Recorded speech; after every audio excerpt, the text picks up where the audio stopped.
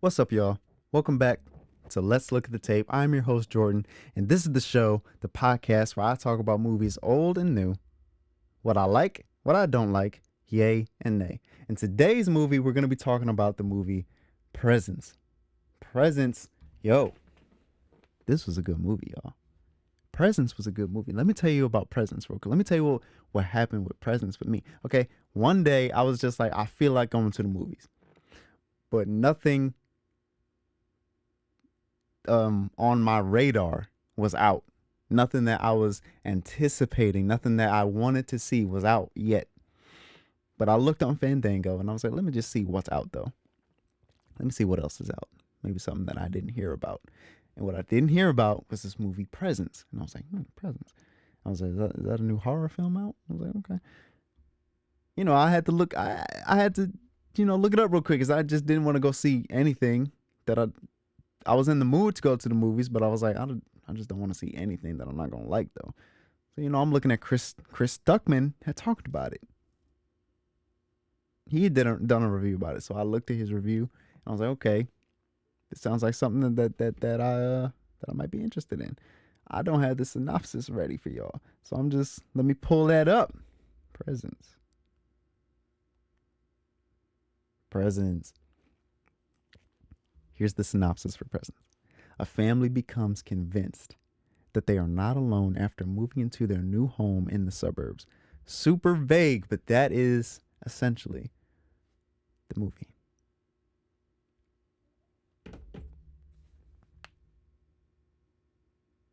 This movie is mismarketed, or was mismarketed, I should say, because it's not a horror movie, it's a drama.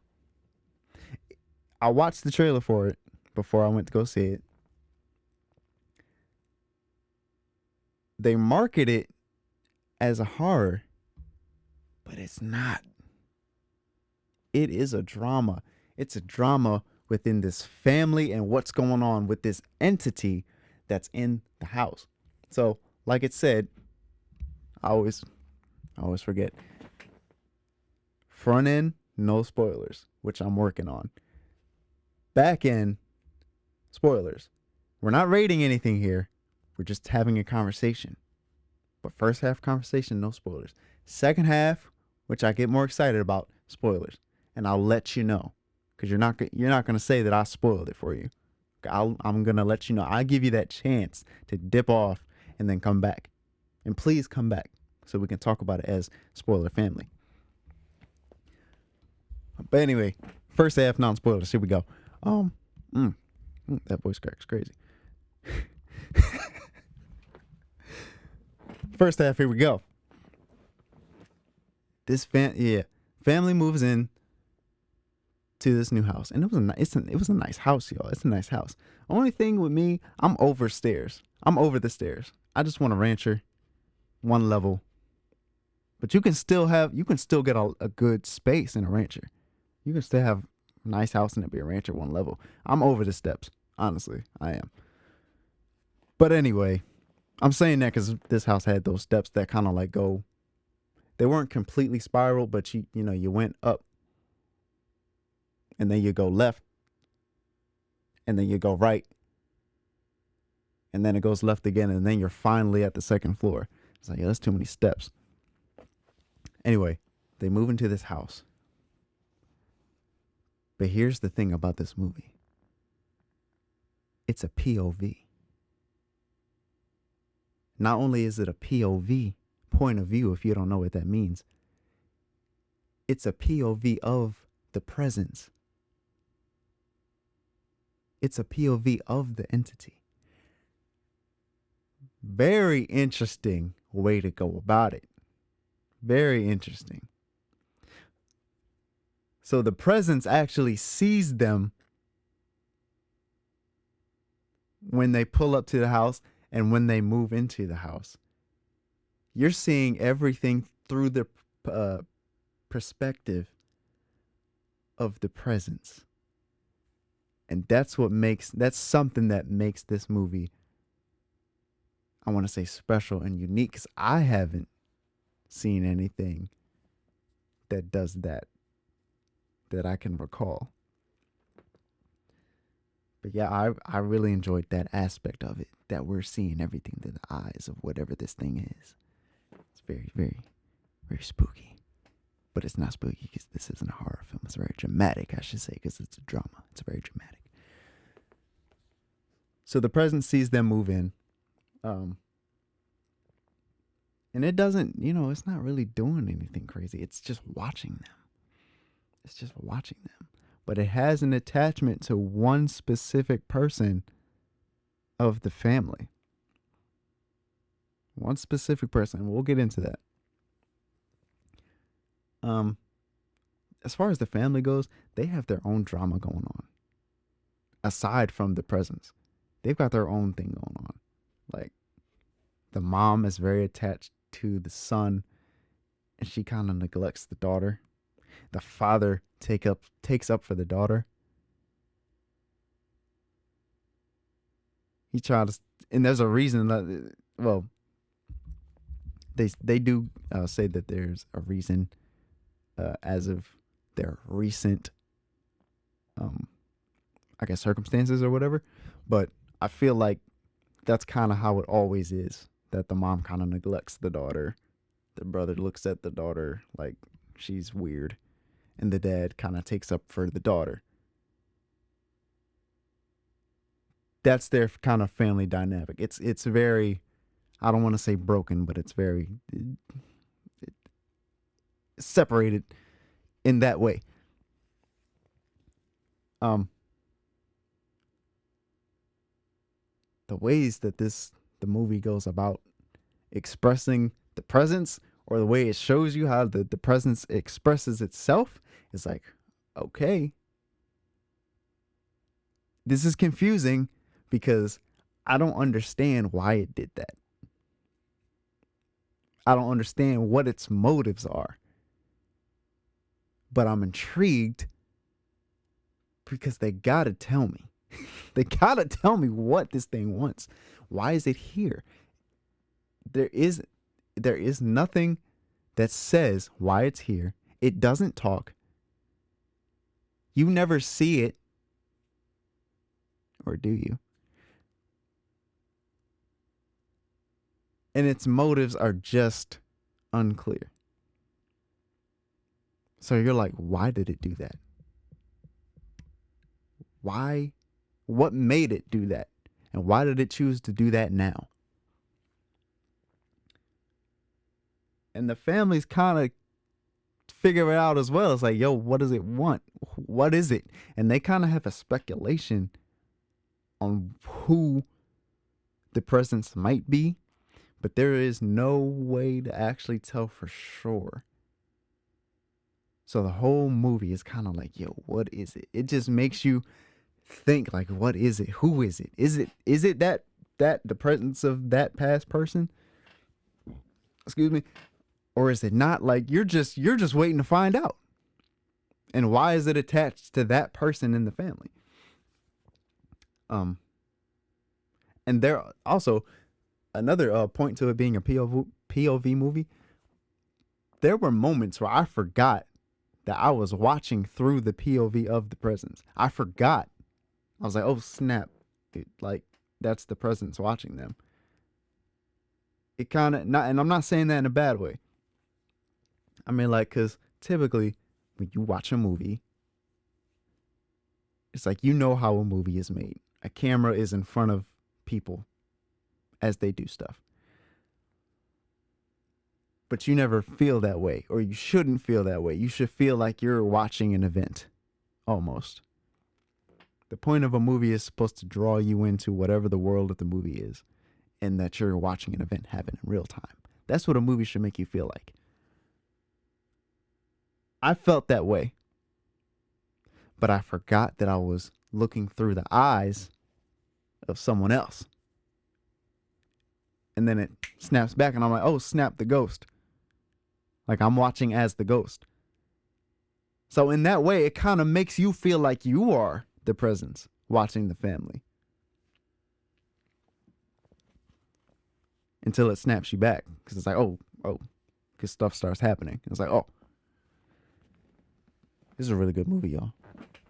How did I do with the non-spoiler part? I feel like I went into some more depth and had some more stuff to say with the non-spoiler. I feel like I did pretty good this time. With that being said, we are going to the spoiler half. It's time for my spoiler family to step up. If you haven't seen the movie Presence, I'm about to spoiler. I'm about to spoil. I'm going into spoiler. So if you haven't seen it, pause this, dip off, go watch the movie, go find it, however you can, go watch it, and come back. Please come back so we can talk about it as a spoiler family. 3, 2, 1. You're still here? You're still okay? We're spoiler family? All right, let's go. Yo, that was crazy. I just heard the door squeak. And I'm like, yo, Presents? No. It was my cat.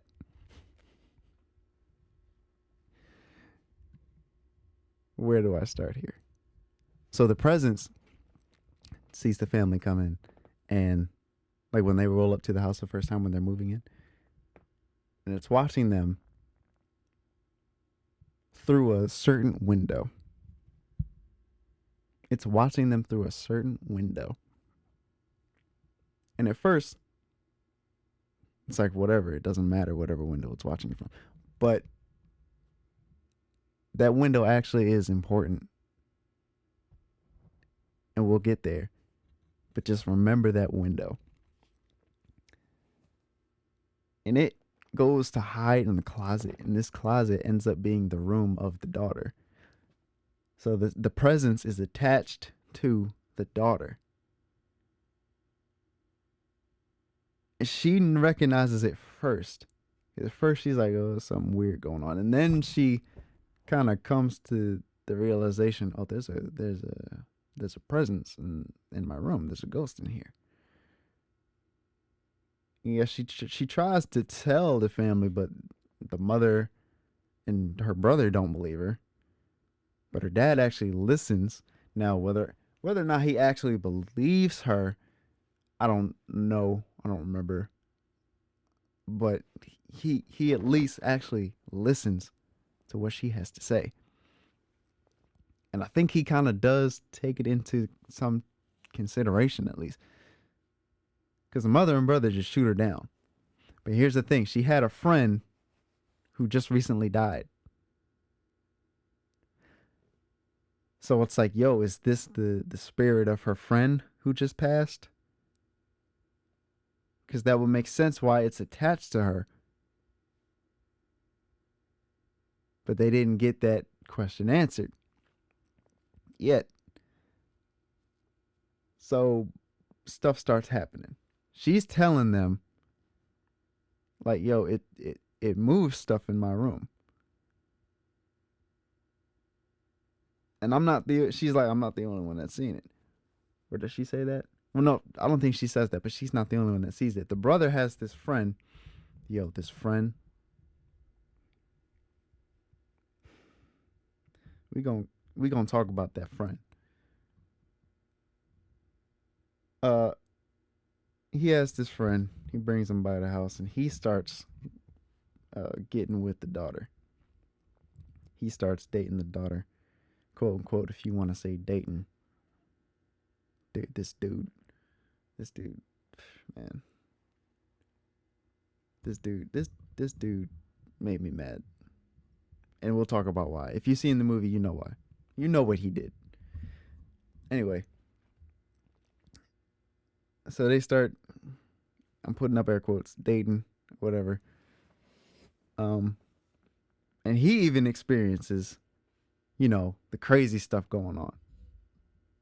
Because it's like they started, getting a little touchy-feely, and the Presence wasn't feeling it. And the Presence did made something happen. And he's like, yo, what was that in the closet? He's like, yo, he just kind of brushes it off like just bad shelves or whatever.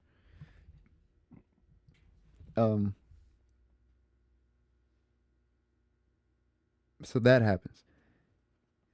And I feel like maybe a couple more things happen, and then she brings it up to the family again. And then there's this whole fight with the family in the presence makes this big commotion in the brother's room.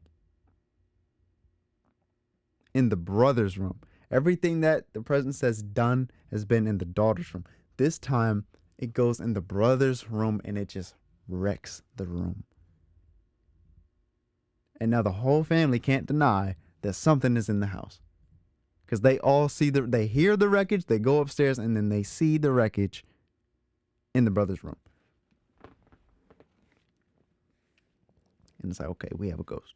So they call someone in, and this lady does whatever she does in the house.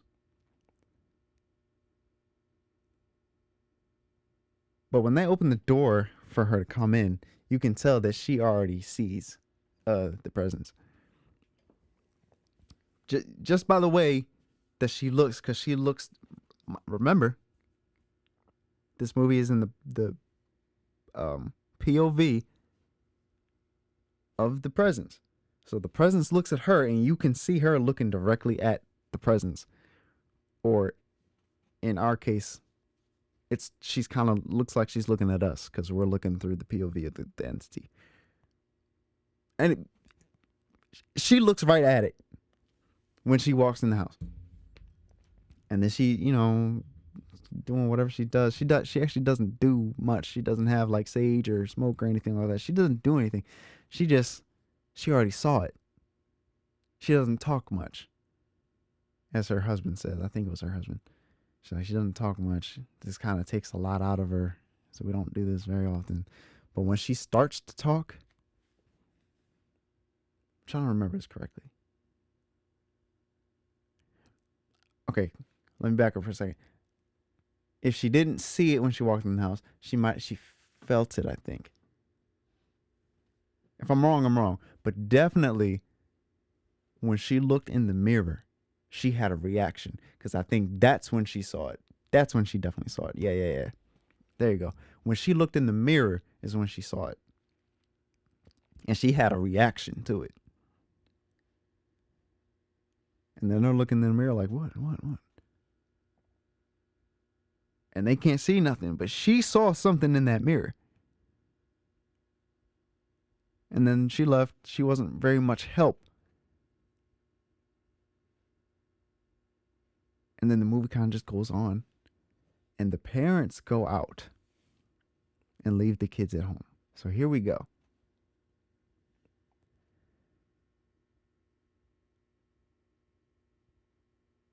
I'm trying to get it all together, y'all. Here we go. Parents go out. They leave the money for the kids, food, whatever. These are high school kids. She and the quote unquote boyfriend make the plan for him to come over. You know what teenagers do. Parents are gone. Let me come through. They make the plan. Plan gets executed.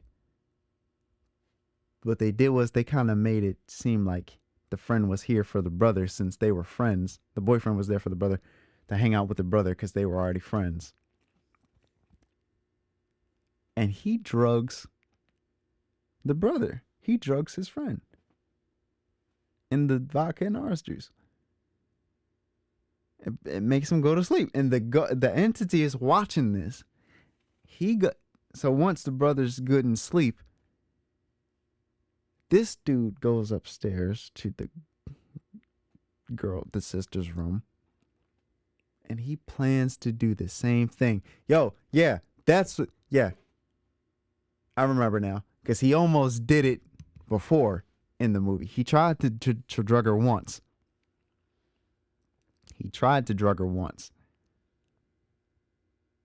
And the presence pushed the drink off the counter so she couldn't drink it. Yeah, he tried to do it once. This time, he done drugged his friend, his so-called friend, supposedly. And he's about to do it to his quote-unquote girlfriend. And the presence is not having it. The presence is stressing out. this is where it kind of gets to the um this is where she gets to the realization, kind of, because I'm trying to remember if she did take the I think she did sip some, and she started, feeling it. She was starting to go to sleep, and then he's kind of like, at that point, he's like the villain telling her his evil plan and all that. And if I remember correctly, he tells her that this is what happened to your friend who died. So if I remember correctly, he killed her, and he's about to do the same thing to her. So you know what he's going to do. He's going to, and then kill her. And the entity is like, no way. So the entity goes downstairs, the presence, I should say. The presence goes downstairs, and you can't hear the scream, but whatever spirit scream it does is so loud that it wakes up the brother. The brother realizes he's been drugged, and he knows his sister is upstairs, so he kicks in to big brother mode, darts up the stairs, and the first thing he does is just tackle this dude before he can do anything to his sister.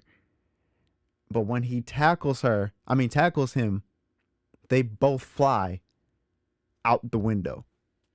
The same window that the presence was looking in from the beginning of the movie. And they're up like, this was no short fall. They both fall out the window. And the brother died. And I'm assuming that guy did as well. So, the movie does that black screen, time passing on type thing.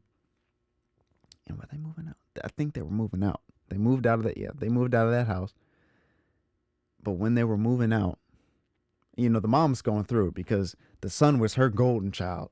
As far as she's concerned, that was her only child, probably. She really paid no attention to her daughter. And this is what I did not like about the mom. You can't favoritize, you can't give favoritism with the kids. You can't prioritize the kids like that. Like, she was weird for that. She was weird. But she done lost her golden child, so she's a mess. She's a wreck. But they're moving out, and kudos to the dad because, like I said before, he stood up for his daughter. At one point, the brother got like talking crazy to his sister, and dad stepped up and was like, you talk to her like that one more time, and I'm coming at you. So, for the dad, where are we at the end of the movie? Yeah. The mom's a mess. Daughter goes in to get her. But the mom looks in the mirror one time. And she has a reaction to what's in the mirror. At this point, the movie finally tells you who the presence is. She has a reaction to the reflection in the mirror, and it's not of her own. Yeah, her reflection's in the mirror, but she's not reflecting. She's not reacting to her reflection. She's reacting to the second person's reflection, who is the son. The brother has been the presence the whole time. How can that be?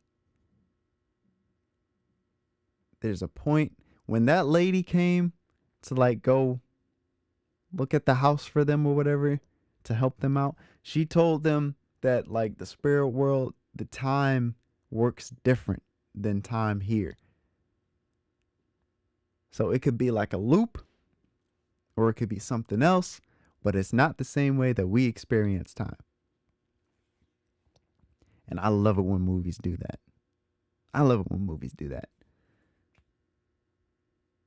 So come to find out that the presence has been the brother the whole time, and then everything starts making sense.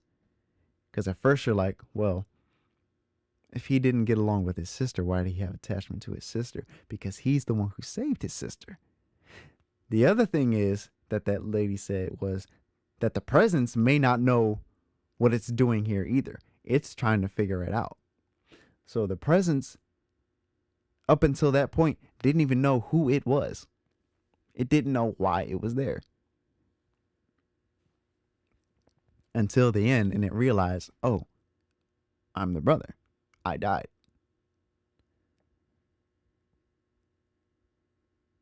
And you're like, whoa, it makes sense now. It makes sense now. Because before, like, okay, so you think, like, the presence could have just pushed the guy off the sister so he couldn't do anything to her. But no, it couldn't, because if it did that, then the brother would have never died and there would have never been a presence to begin with. That's why the presence goes downstairs and wakes the brother up, and the brother goes upstairs, falls out the window and dies, and now there's a presence. It took me back for a second when it finally tells you that the presence was the brother, and then things start making sense. The attachment to the sister is because it's the brother who saved her. It's good writing. It's good writing. It's one of those movies also that you have to watch in silence, like maybe on a good rainy night. You don't want to watch this when the family down the road, but down the road or a couple blocks over is having a block party. You don't want to do that. You want to watch this on a nice, calm, maybe rainy night where it's nice and quiet. Another movie like that is Ex Machina. Because the movie is, for the most part, is quiet. It's one location, the house. That's it. One location, the house. Yeah, we're going in different rooms of the house, but we're at the house. Like, the presence can't go outside of anything of the house. It's stuck in the house. And it's a quiet film. I don't mean quiet film like they can't, like it's not silent. But I mean, like, yeah, they talk. It's not one of those black and white movies that there's no sound in. But I just mean, like, the tone is calm, and it has short moments of big things happening. It's good. It's a good write. It's a good write. It's a good watch. It's a good write and it's a good watch. But if you were disobedient and you haven't seen the movie Presence and you're still listening to this point, well, thank you for listening anyway. But still go watch the movie now. Since you barged your way into the spoiler family, please still go watch the movie. Because it's a good movie to go watch. I promise. If you like what you've heard me say about it, it's a good watch. It's one of those movies that you wish you could watch again for the first time. It's one of those. But yeah, I really enjoyed this movie. I really enjoyed talking about this movie with y'all. But until next time, thank you for listening. This has been another episode of Let's Look at the Tape. I'll see you guys next time. Why do I say I see you guys next time? Because I don't see you. I'll talk to you guys next time. Nah, I like the other way better. I'll see y'all later.